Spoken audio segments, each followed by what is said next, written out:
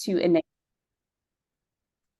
enable energy-efficient next-generation data centers, artificial intelligence, and machine learning networks.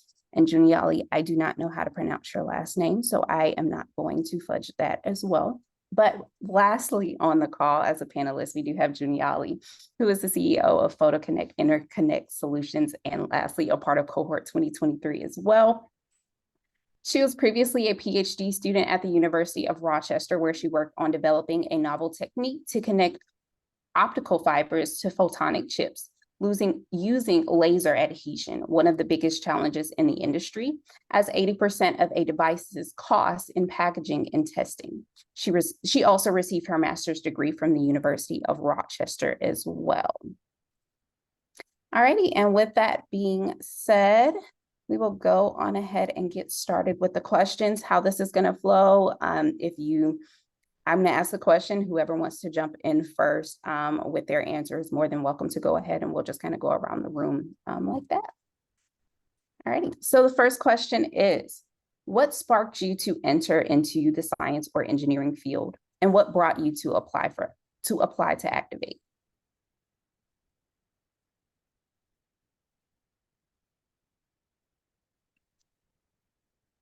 And whoever wants to jump in, you can come unmute yourself and go right ahead. I'm already unmuted, so I guess I can go. So hi everyone, I'm Andee. I got my start in the sciences, I guess informally. My mom was a material science engineer and really instilled science and kind of the questioning mindset from a really early age. I grew up in a relatively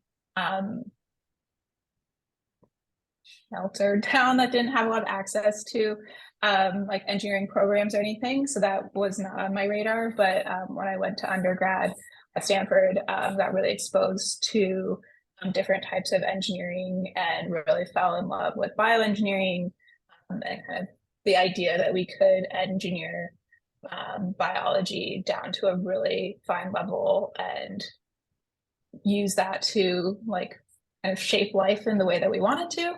And that really got me excited and has really set my trajectory through the science and then now into industry. And I first heard of Activate actually as a grad student.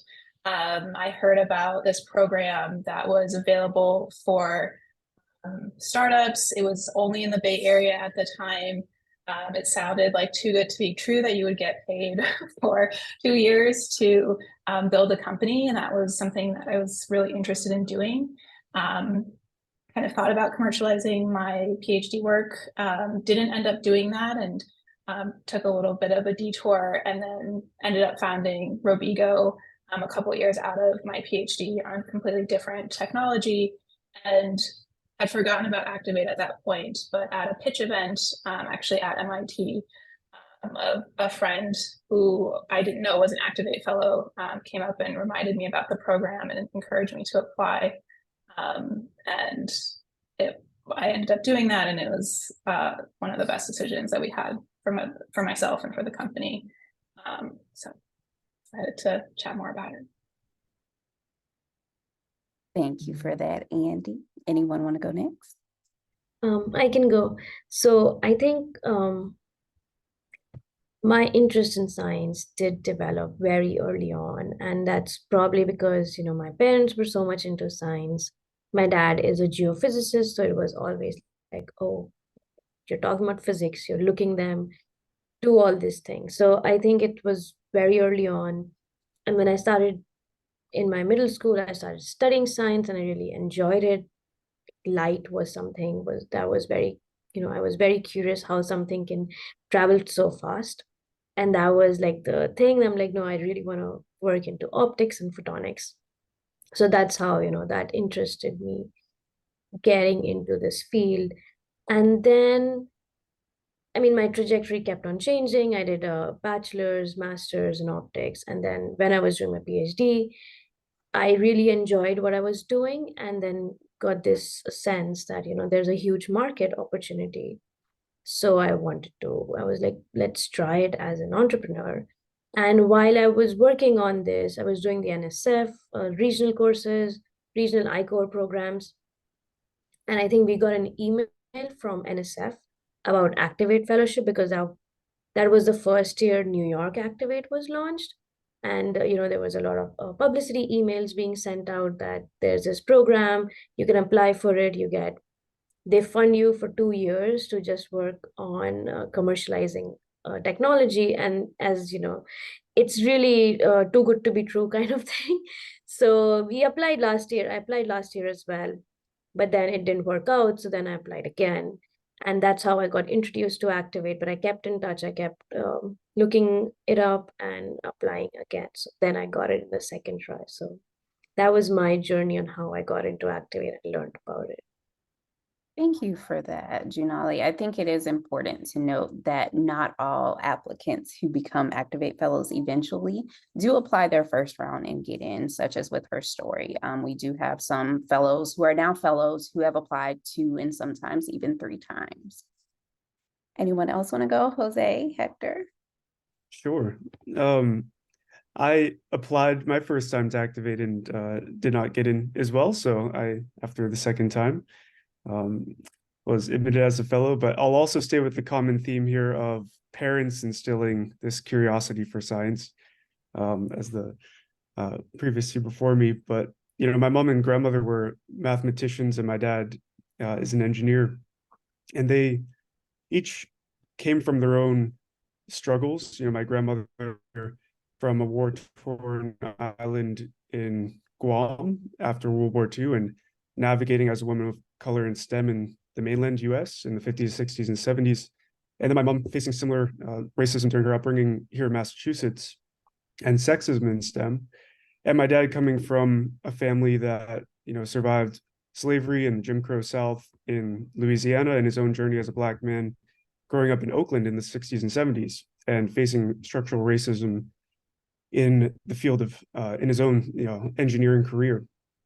And they each really deeply valued ingenuity and invention, not only to overcome the problems that they were facing immediately in front of them, but also how, engineering science can be used to create opportunities to uplift historically oppressed communities that they came from. And they really tried to instill that in my siblings and myself, and, really inspired me to learn how the world works and how we can find practical applications to, apply that knowledge to bring forward solutions to help, humanity move from this mindset of extraction and exploitation to one of being net positive to nature.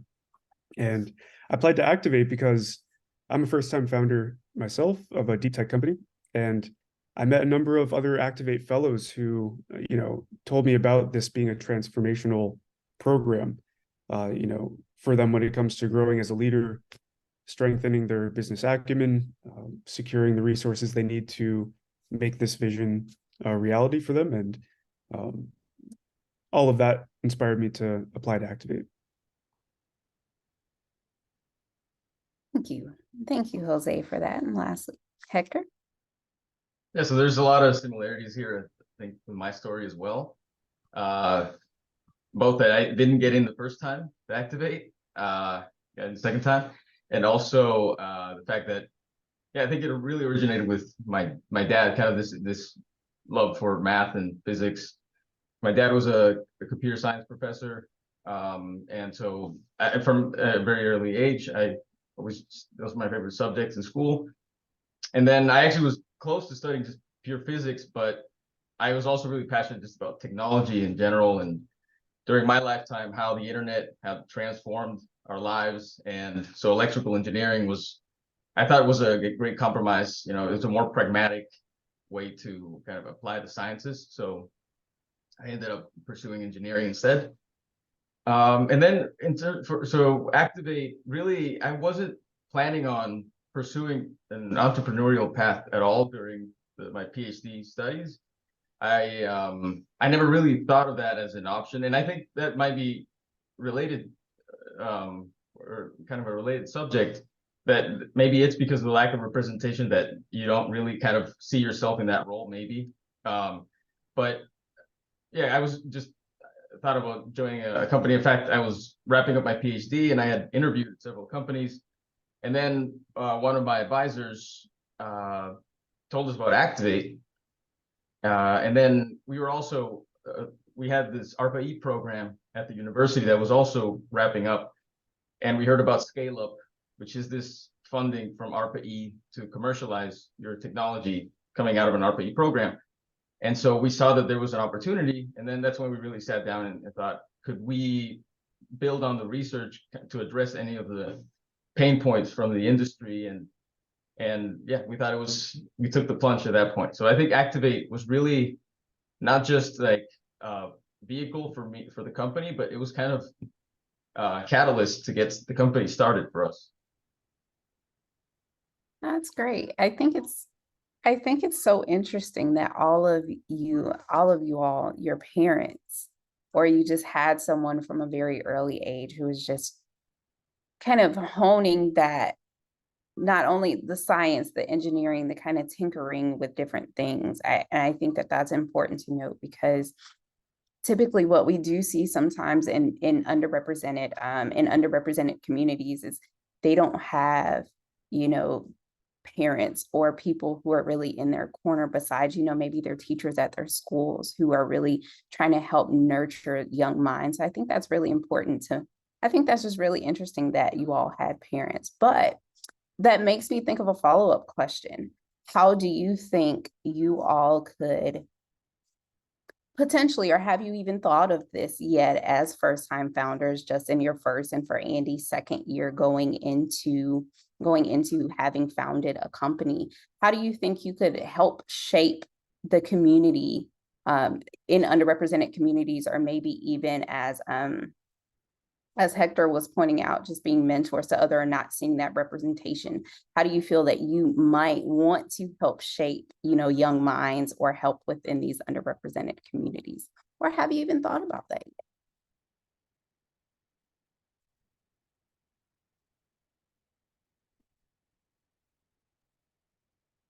I can jump in again.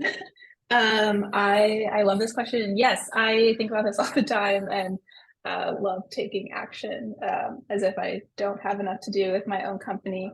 I think this is something I feel really strongly about, because similar to Hector, I did not really have a lot of examples of definitely not people founding companies, and definitely not diverse founders or even people in science really growing up outside of my mom. And so I think it is personally really important to me to be able to both be someone that younger generations can see, and also be more actively involved in mentoring. And so that's something, in grad school, I was very involved in a program focused on mentoring underrepresented women and girls in high school, kind of to support them through the transition into college. And now being more focused on entrepreneurship, have started an organization to bring together women founders in the Boston area and really supporting us on this journey. So yeah, it's something I think is well worth my personal time and brings me a lot of joy. Feel free to plug that in if you would like at the end of this call, Andee, if you want anyone here from the Boston area to join Andee in that organization that she is trying to start for women in the Boston area, or women entrepreneurs in the Boston area. Anyone else want to tackle that question? I can go next, but yeah, even for me, it's very important, I feel, that to give back to the community. But from the previous question, it just turns out that it's very important that you're given the right guidance and mentorship at a really young age. And I think that's what's missing in the current way we do outreach, because it's mostly at university level students or higher up. But then the thing is, it's too late for underrepresented communities or females who have already made decisions. They just don't see themselves at, as a CEO in a company, and that hurts. That's the reality. But I have cousins and who are female, and for them, they are very smart, but in their head, what they want to do, because they're looking at others, is they either want to be like, currently the generation wants to be like a fashion influencer, or something too much into non-technical and science stuff. And maybe that's their passion, but everybody's passion could not be that. Like, how can all these female cousins that I have just want to do the same thing? And that's where it comes at, they need more mentorship and guidance at a very early age to open their minds that, you can be a scientist, you can be an engineer, you can be a doctor, you can do so many more things. And also like supporting them, but also motivating them, because I think that's another key factor here, that kids and females don't get motivated enough to do things, and just somebody like believing in them. Because for me, I am an immigrant. I came from India here for my master's and PhD, but I mean, I didn't have a support of my family here, but all my peer and my mentors throughout my master's and PhD, they were helping and they were pushing me, to do more. They were like, yeah, you should start a company. And I would have never thought about it, because I mean, I was in a huge culture change here anyways.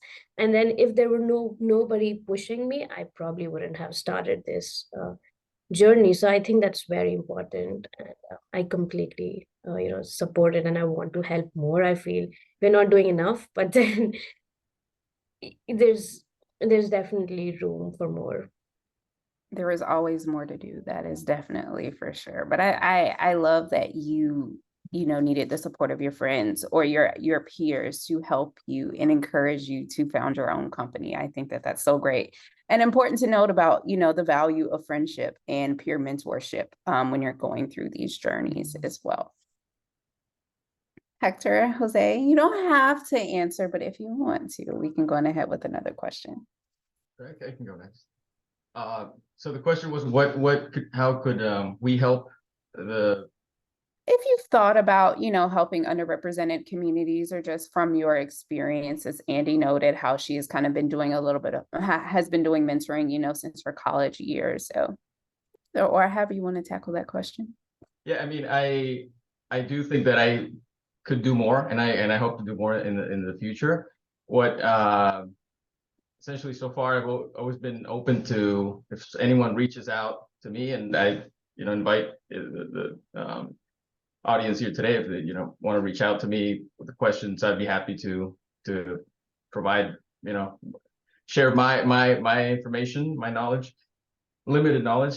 But so I think as a startup founder, we're still early stage, so we still have a lot to learn. I think I'm not there yet in my company where I would feel that comfortable mentoring someone as a founder, because I feel like I'm still learning a lot. And I feel I still have to kind of go through that process, but I hope when we're more established and have gone through that process, that I can then give back more and share. Love it. I think also it's, with Activate and our mission for science for good, I think that also kind of translate as you all kind of go through your journeys of just finding what good you can give out to others. But definitely thinking about it as an early stage founder is very important still in itself. With that, I will go on to a next question so we can get to our Q&A soon. How do you define success, and how long did it take you to find it, if you found it yet?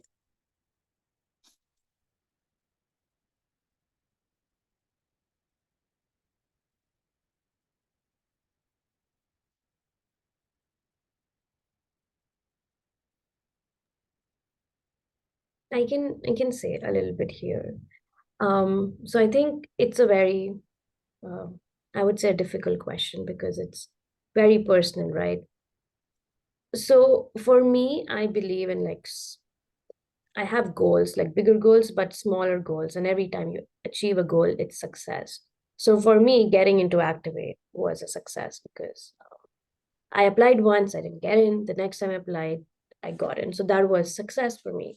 So I think throughout the entrepreneurship journey, you learn that you can't just wait for the big success, that, the big goal, achieving that, and that would be your success. Because if you do that, you would not be happy throughout the journey because it just takes too long. So over the time, personally, I think having smaller goals, and every time you achieve some goals, that should be a success. So I think all of us here are successful right now because we got into Activate. We have a company, we're starting up. So yeah, that would be my point on being successful, but you keep striving for more, you keep on trying for more, but that's it. I think that's a beautiful answer. Beautiful. Yeah, I totally agree with Junie Ali. I think doing a startup is tough, and there's a lot of challenges along the way, and so it's all about these little wins along the way. Sometimes like you need a win, and that just kind of this win keeps you going. But yeah, I also don't think there's an absolute success. Like, okay, that's it. Now I've achieved success, and I can, drop the microphone and retire. It's like I think that it's all about these little wins and these challenges.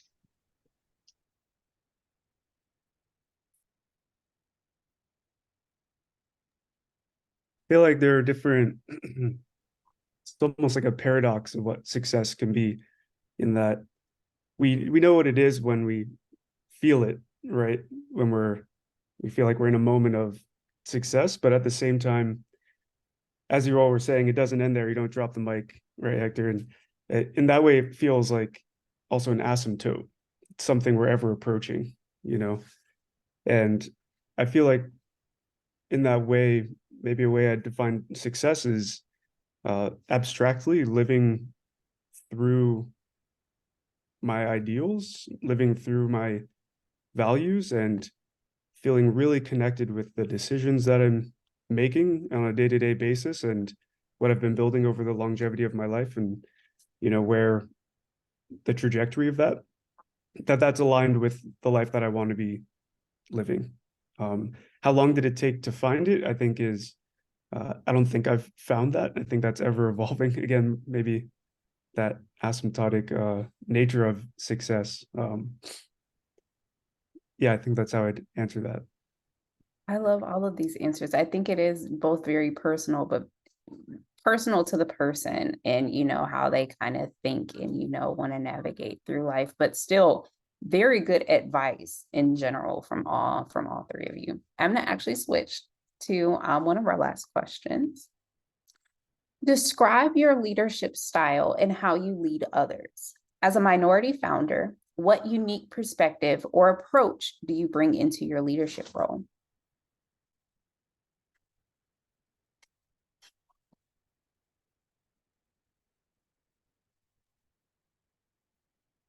I think that's a great question. And because I recently hired another employee, so I've been, leading them.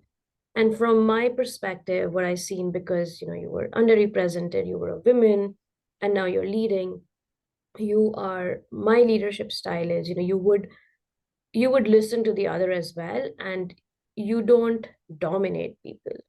So you lead, but as an example, you ask them how they are doing, if they're how much ever work they're doing, are they happy with it? We don't want to force people to do so. That, I think, has stemmed out of my past and my upbringing, how you're leading. And I guess that's good because you care about each individual. You don't there's not really like bossing around happening, because you are used to it as a woman, as a BIPOC founder, that people try to like override you a lot. So you don't want that to happen to others. So you're more aware of those emotions and characteristics in the workplace. So that definitely helps.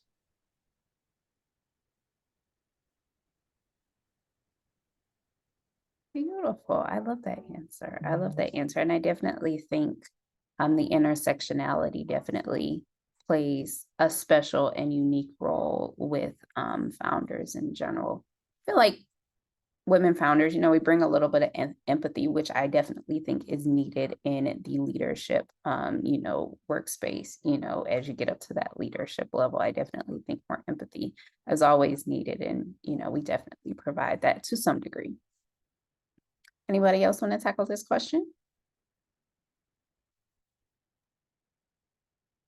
I'd be happy to. How you can get to know something by what it isn't? Like the story of the sculptor who was asked like how he made the marble sculpture of the elephant, and he said, well, I took my tools and I knocked away every little bit that didn't look like an elephant, right? I think in a similar way, I can identify the leadership style that I don't want. And I bring this up because recently I met someone who had a leadership style of talking to others, saying, get back to work and go get this done, and make this thing so that I can go sell it and make some money. I'm still defining what my leadership style is, but I know for certain that is not what I want to be doing as a leader. I think more so what I love to do is put out a vision, an idea for a vision, and hold space for others to see themselves as a part of that and to co-create it with others. I really like going to the whiteboard and creating a frame or a structure for others to help facilitate others to easily put their ideas in freely, and for others to feel valued in the ideas that they put forward. Yes, again, still forming my style, but I know that's what I really do connect with. And I think that is a great foundation, Jose. Great foundation to have. Anyone else want to tackle this question? No worries. No worries. We'll jump into our last question, which is also in the Q&A, but it's one I also had. So anonymous attendee, we're on the same wavelength. Have you had any challenges that you have faced as a BIPOC founder? Have you, had any challenges related to your identity? I know we also have some underrepresented women on this call, or fellows on this call. So your intersectionality definitely plays a role as well. And then lastly, our last part to this question is, how is Activate helping, assisting, supporting you through any of these challenges that you might have faced within the fellowship, if it was within the fellowship?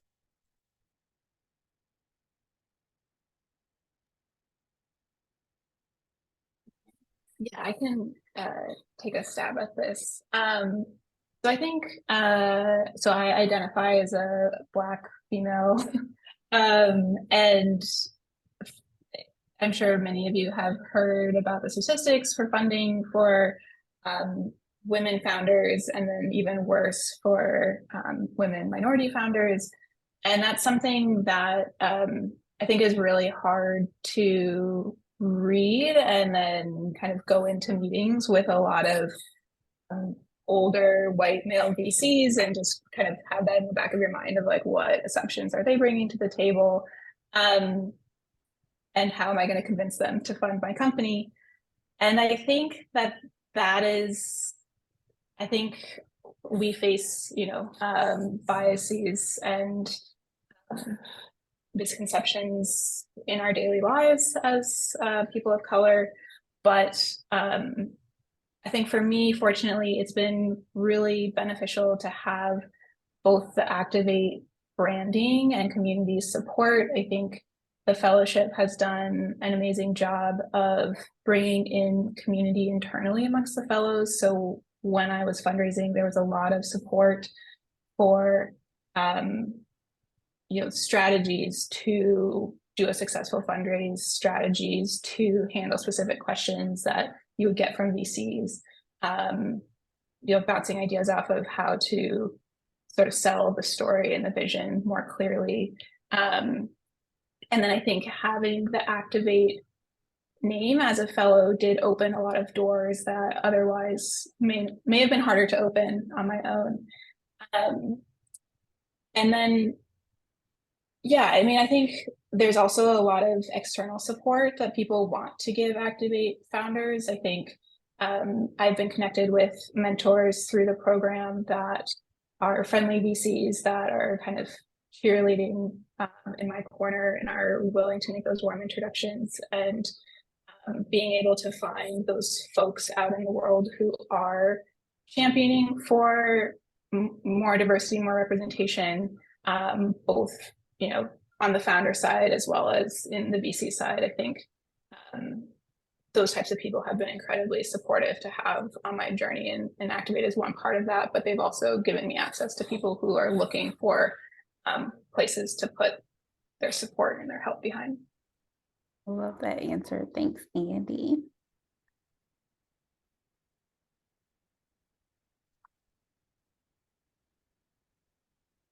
Anyone else want to tackle this question? Yeah, I can go.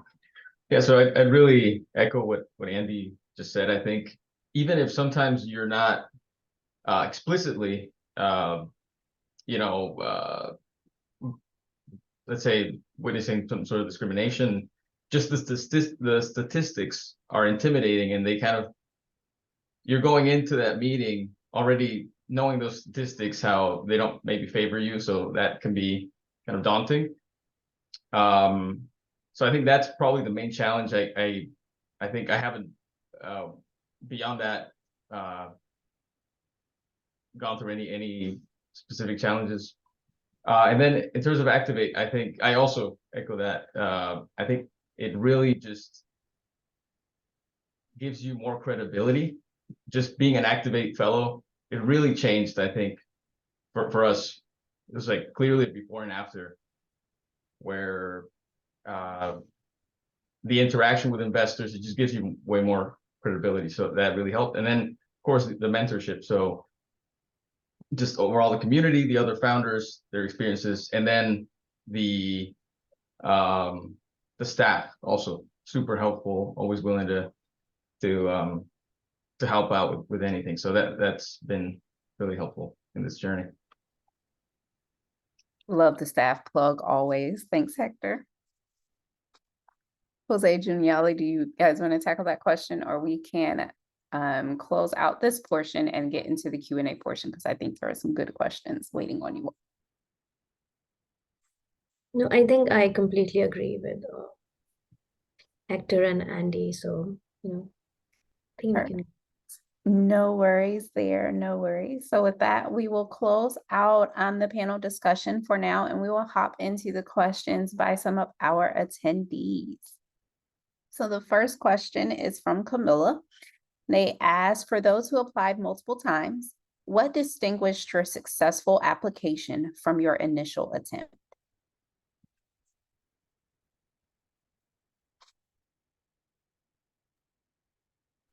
So I did that. I mean, I applied twice.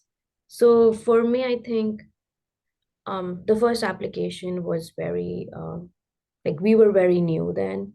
And then over 1 year, you grow as a company, and that's what they wanted to see in the application, because they remember you once you have applied, and then they saw that, you know, we were growing, there was progress happening. So, you know, you're just not giving up, and you keep trying. So that was, I think, what was different in my second application, that you show the change, the growth that you have done over the last year. Go next. Yeah, it was similar. I think for us, the main thing was we were also very early. We hadn't incorporated. Maybe we had just thought about forming the company a month before or something like that. So the main thing for us really was that we knew we had something of value, but it was very nebulous at that point. And so we didn't believe the story ourselves yet. So during that year, we came back, and now we had a story that not only could we pitch the story, but we actually believed in this story. So that really, I think, strengthened our application, because it comes across during the application process and during the interviews. You know, you're more excited, more convinced. You have the answers to the questions. Yeah, I think that kind of sums it up for us.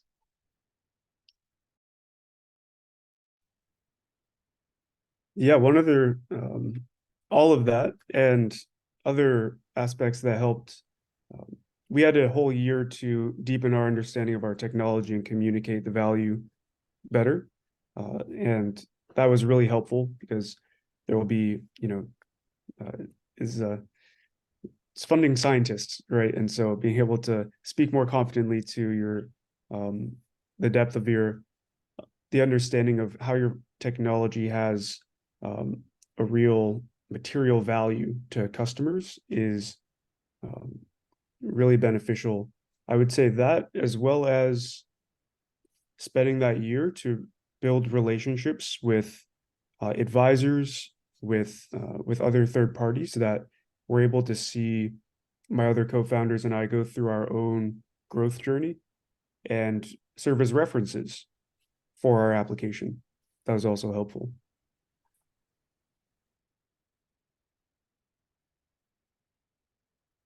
Thanks for that. Sorry, I had a bit of a technical difficulty, so I left real quick and came back. But I think everyone has answered that question who wanted to answer yes. Perfect.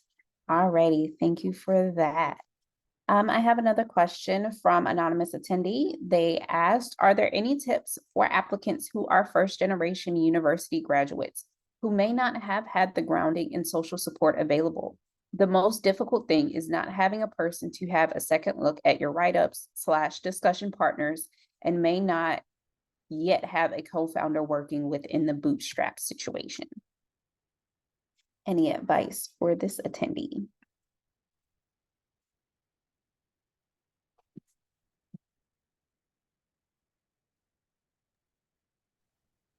My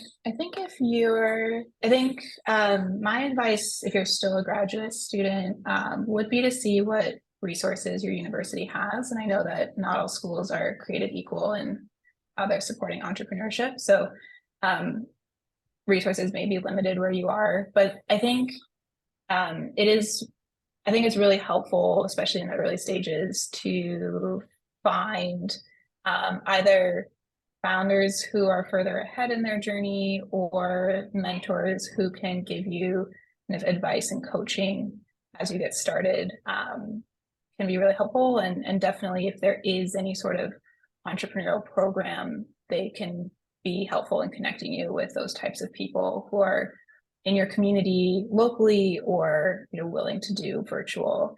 And I think, kind of as Kerrigan has pointed out, being able to get that advice from people who who are more experienced can be really valuable.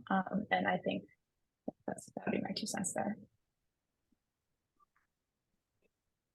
There also, I will just point out, as I'm somewhat a first-generation university grad, but I also know a lot who are also first-generation grads as well. There are a lot of resources, or there should be some resources for first-gen grads or first-gen students at the university as well.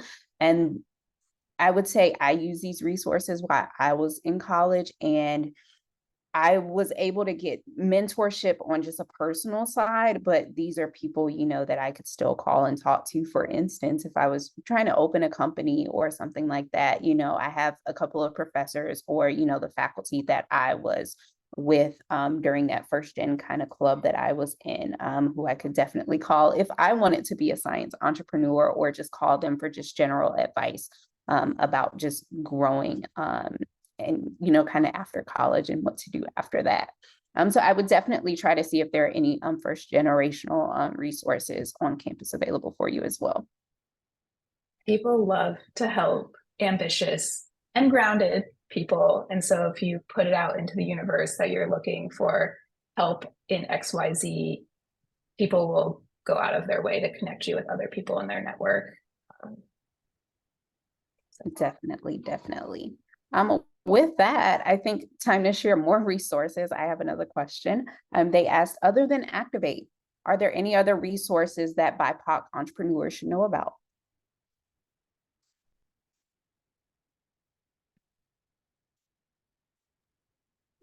For anyone who's in the climate space, there's Carrie Bowie's Browning the Green Space. It's a really phenomenal network to get plugged into. And I would highly recommend looking that up. It's very open organization to connect. And it, if you're I think for the person who asked the previous question, that would actually be a really great place to tap into as well.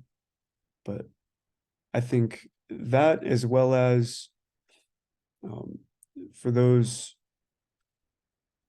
I was thinking of the GEM Fellowship, but I think that's more for folks who are just getting into the university.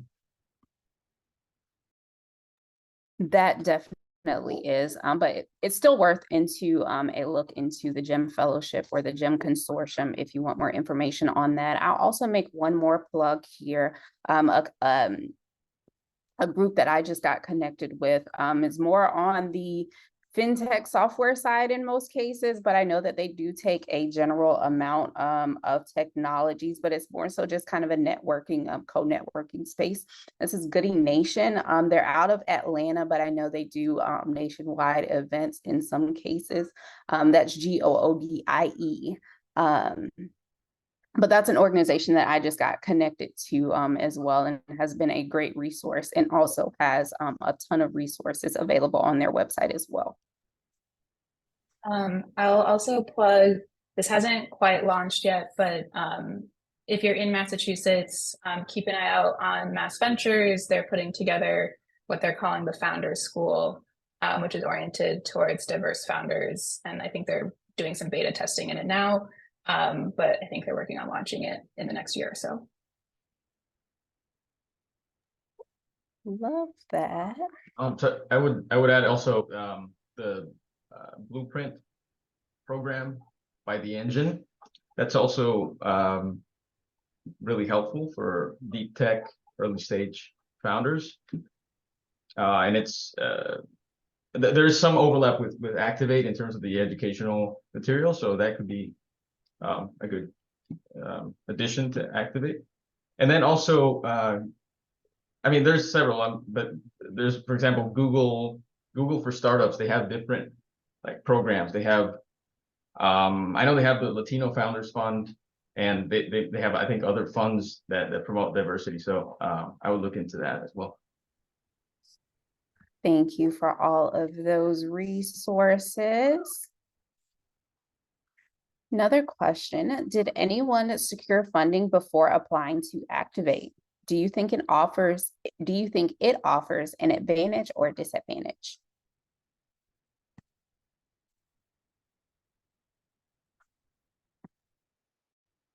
I did secure, we did our pre-seed round before getting Activate, and we had raised about 1.2 million. I think what I've heard, and I don't want to speak on behalf of Activate, but I think Activate really strives to be a fellowship that's transformational for the fellows that it selects. And so having previous funding doesn't necessarily disqualify you or set you up for success. I think when they look at every applicant, they do try and look at the whole picture and see both from, what training has this fellow had on the business side, what access to different resources might they have, how hard or difficult is their technology going to be to commercialize, and kind of weigh all of that to look at how would having 2 years of support and access to all these resources set this fellow up for growth and success. And so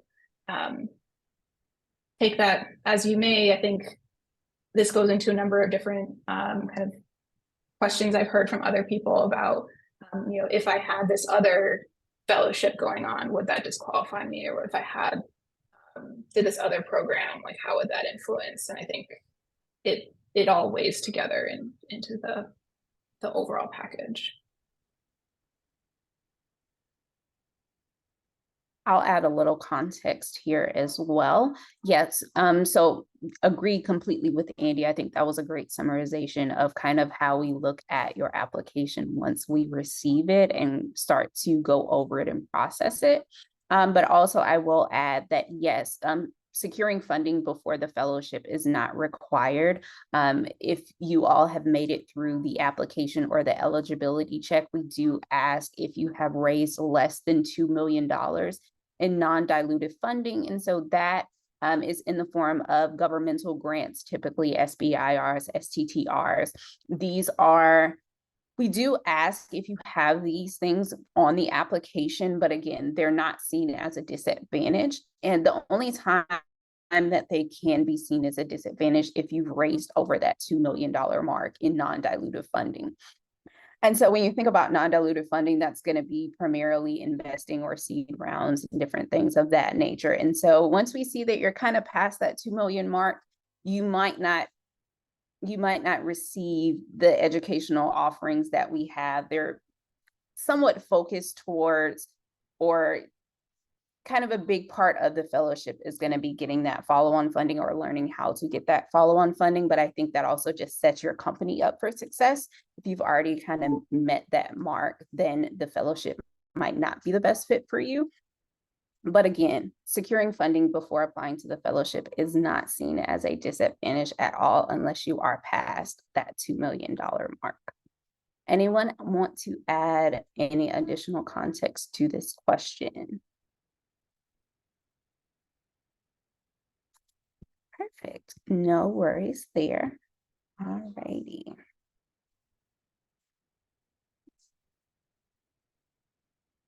I have one more question. Is anyone here in the Anywhere community? I don't think so. Yeah, I didn't think so. No, So, I took too long to answer, but I am in the Anywhere community. perfect. What do you think of the virtual program? I think it's great. Most of it is virtual, for obvious reasons. We're all over the country, but we do have quarterly in-person meetups where we travel and we interact with the other founders from different parts of the country. And yeah, I mean, I have nothing but good things to say about the Anywhere program. I mean, has all the advantages. And then if you are already, for example, you're spinning out of a university lab, you're able to continue working at your current lab through Anywhere. So that's one of the main advantages. Thank you for that, Hector. My apologies. I thought you were in an in-residence community, but no worries there. And then our last question, if anyone wants to reach out to you for maybe advice on their proposal, just to ask some questions about being a fellow, how would you recommend they get in touch with you all?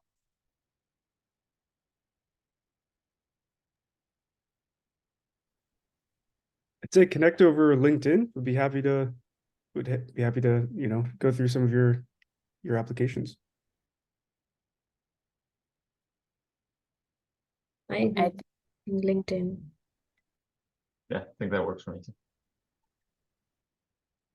Perfect. So everyone, if you want to go on your LinkedIn and add each of these 4 panelists for any feedback or additional questions, you are more than welcome to do so. In the initial email that we sent yesterday, letting you know that this BIPOC Founders Forum was happening, you will see short bios, which includes the first and last name of each of our panelists. But with that being said, we will close out. So thank you all so much. Well, thank you to each of the panelists for offering your perspective, your unique perspectives and opinions. It's greatly appreciated. And I think I even learned a lot from this conversation. I don't know about the attendees, but I know I definitely did.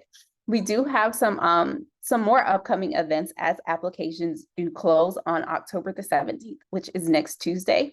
We'll be having our second to process application 101 not tomorrow, on Thursday, if you would like to attend. Well, wait, tomorrow is Thursday. If you would like to attend that event. But we also have one more office hour session, which is our unstructured hour where you can talk to our team and ask us any questions you may have. That is also tomorrow on Thursday as well. If you want to register or RSVP to any of those events, please visit www.activate.org/events. If you have not begun your application, I highly recommend that you do so. For our first 100 applicants, we are giving away this elegant Activate t-shirt. Again, if you are a part of the first 100 applicants. So please start your application. Again, that's activate.org/apply. And lastly, if you have any questions for our staff, our team, any questions about your application, any issues with your application, please email us at apply@activate.org and we will take care of you from there. With that being said, thank you all for joining and I hope you have a great rest of your day.